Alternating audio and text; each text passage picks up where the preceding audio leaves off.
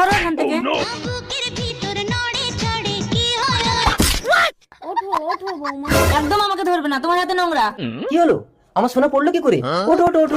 তোমার মায়ের কোনো জ্ঞান আছে? কত জল জল করে ঘর মুছেছে দেখো।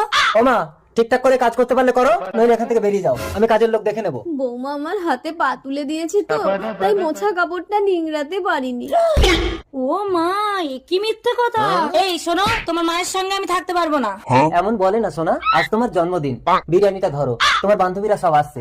ও মা, তোমার এই নোংরা কাপড় দিয়ে ভীষণ গন্ধ বেরোচ্ছে, চলো তোমাকে বটতলায় বসিয়ে দিয়ে আসি।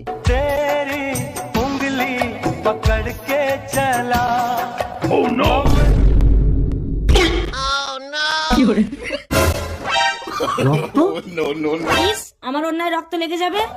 ममता के आंचल में पला